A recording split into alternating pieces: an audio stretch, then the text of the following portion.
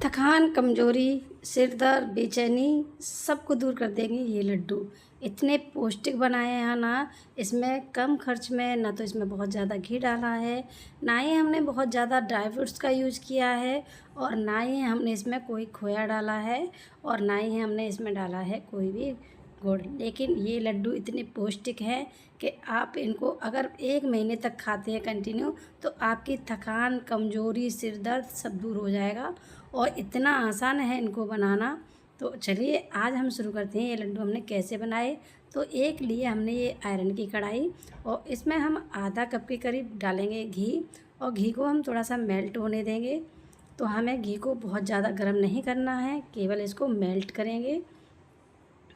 तो फ्रेंड्स, ये वाले जो लड्डू है ना, आपको अगर कमज़ोरी हो रही है या फिर आप कहीं वर्किंग वाले हैं या फिर आप अपने बच्चों को भी ये लड्डू खिलाइए, इससे सारी थकान, कमज़ोरी सब दूर हो जाता है। तो 1 केजी के करीब मैंने इसमें लिया है गेहूं का आटा और आटा डाल करके हम इसको अब कंटिन्यू चलाते हुए बिल्कुल लो फ्लेम करेंगे, उस पर हम इस आटे को भूनेंगे। तो फ्रेंड्स, इस आटे को हमें बहुत ज़्यादा नहीं भूनना है, ना तो हमें इसमें कोई कलर लेके आना है।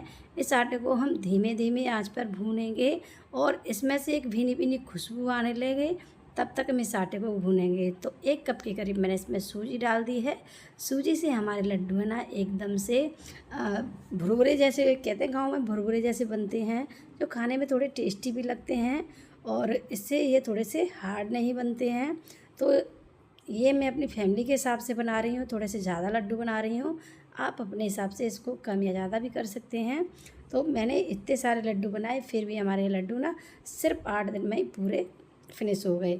तो देखिए, ये वाले जो आटा है ना, इसको हमें बहुत ही धीमी फ्लेम पर सेकना है। इसको हमें बहुत ज़्यादा हाई फ्लेम पे नहीं सेकेंगे, नहीं तो हमारा ये आटा नीचे से जल सकता है। और ये देखिए, ये इसमें मैंने कुछ थोड़े से ड्राई फ्रूट्स लिए हैं। भाई, बिना ड्राई फ्रूट्स के तो लड्डू बनाना बिल्कुल बेकार है। तो इसमें हमें अगर जो कमज़ोरी, थकान और ये स्ट्रेस हमें दूर करना है, तो इसमें थोड़े से ड्राई फ्रूट्स तो डलेंगे ही। तो ये मैंने लिए हैं पम्पकिन सीड्स, ये लिए मैं सनफ्लावर सीड्स, इसमें मैंने थोड़े से काजू भी लिए हैं और इसमें मखाना लिया है, थोड़े बादाम भी लिए हैं। तो आपके पास जो भी ड्राई फ्रूट्स अवेलेबल हो आप इसमें यूज कर सकते हैं, क्योंकि ड्राई फ्रूट्स ही इन लड्डुओं को टेस्ट भी देते हैं और ताकत भी देते हैं। तो मैं एक एक करके ये सारी चीज़ें इसमें ग्राइंड कर लूँगी, सिर्फ मखानों को छोड़ दूँगी। मखानों को हम बाद में ग्राइंड करेंगे। अब इन ड्राई फ्रूट्स को हम थोड़ा सा दरदरा पीस लेंगे, क्योंकि इन्हें बहुत ज़्यादा बारीक पाउडर नहीं बनाना है, केवल दरदरा रखेंगे। तो देखिए, ये हमने ड्राई फ्रूट्स को पीस लिया है, थोड़ा सा दरदरा ही रखा है और इसको हम आटे में ही ऐड कर देंगे, क्योंकि हमने इनको अलग से फ्राई नहीं किया था। तो हम इसको जब आटे में ऐड कर देंगे तो ये आटे के साथ ही हमारे ड्राई फ्रूट्स भी भुन जाएंगे। तो इससे हमें एक्स्ट्रा मेहनत करने की ज़रूरत नहीं पड़ेगी। तो अब हम इसको धीमी आंच पर भूनेंगे। तो देखिए, मैंने थोड़े से जो मखाने हैं, इनको मैंने हल्के से घी में रोस्ट कर लिया था और रोस्ट करके इनको थोड़ा सा क्रिस्पी कर लिया था और इनका हमने एक पाउडर बना लिया है। और इस पाउडर को भी हम उसी आटे में ऐड कर देंगे। तो सारी चीज़ों को हम एक साथ मिला करके इसको धीमी धीमी आंच पे भूनेंगे। यकीन मानिए, इसमें ये कम मेहनत में इतने टेस्टी और इतने क्या कहते शक्ति प्रदान करते हैं ये वाले लड्डू। आप एक बार इस तरह से ये लड्डू बनाइए, बिना मेहनत के बहुत ही कम समय में बन करके तैयार हो जाते हैं। जब भी मेरे लड्डू ख़त्म होते हैं तो सबसे ईजी मेथड मुझे यही लगता है और मैं हर बार इसी तरह से ये लड्डू बना करके रखती हूँ और सबको पसंद भी आता है और फ़ायदेमंद भी है। तो क्यों ना हम ये वाली ट्रिक से ही ये लड्डू बनाएं। तो देखिए, अब जो भी मेहनत लगेगी केवल इस आटे को भूनने में ही लगेगी। तो इसको हमें कंटिन्यू लगाते हैं, इसमें कम से कम आधा घंटा तो लग जाएगा भूनते हुए। तो आप अपने फ्लेम के हिसाब से इसमें देख सकते हैं। तो ये मैंने 1 कप के करीब इसमें मलाई निकाल करके रखी थी। तो ये फ्रेश ताज़ा दूध की मलाई है। तो इस मलाई को भी हम इसी स्तर पर ही इसको ऐड कर देंगे और मलाई डाल करके भी हम इस आटे को बहुत ही अच्छी तरह से भूनेंगे। इससे क्या होगा कि जो मलाई में जो दूध थोड़ा सा रह गया होगा वो इसमें भाप बन के उड़ जाएगा और मलाई से हमें घी मिलेगा, तो वो इसको थोड़ा सा सॉफ्ट कर देगा आटे को। तो इसमें हमें बहुत ज़्यादा घी डालने की ज़रूरत नहीं पड़ेगी। तो देखिए, अब हमारा ये आटा है ना भुन करके तैयार हो गया है। इसको हमें बहुत ज़्यादा नहीं भूनना है, इसका हल्का सा कलर चेंज हुआ है।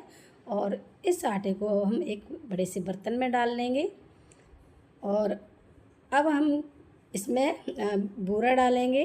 तो जितना हमने आटा लिया था उससे थोड़ा सा ही कम हमने इसमें बूरा डाला है। और ये थोड़े से ड्राई फ्रूट्स को भी मैंने काट के रख लिया था, उसको भी ऐड कर दिया है। तो आप मीठा अपने हिसाब से इसको कम या ज़्यादा कर सकते हैं।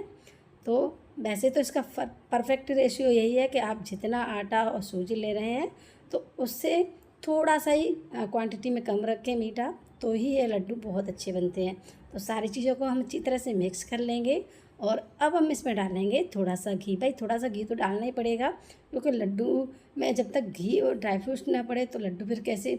तो हमने इसमें आधा कप के करीब घी डाल दिया है गरम करके, और हम बांध करके देखेंगे जब लड्डू इजीली बन रहे होंगे तो ठीक, नहीं तो हम इसमें हल्का सा घी और डालेंगे जिससे कि हमारे लड्डू ना आसानी से बन सकें। तो देखिए लड्डू आसानी से बन रहे हैं तो इसमें और घी डालने की ज़रूरत नहीं है। तो इसी तरह से हम सारे लड्डुओं को बना लेंगे। तो बहुत ही टेस्टी, बहुत ही डिलीशियस से हमारे ये लड्डू बन करके तैयार हैं। तो आप ये वाले लड्डू बना करके देखिए, बहुत ही ज़्यादा टेस्टी बनते हैं और बहुत ही ज़्यादा हेल्दी भी हैं। इन लड्डुओं को आप 1 महीने तक खाइए तो आपकी थकान दूर हो जाएगी। Thanks for watching and take care, bye.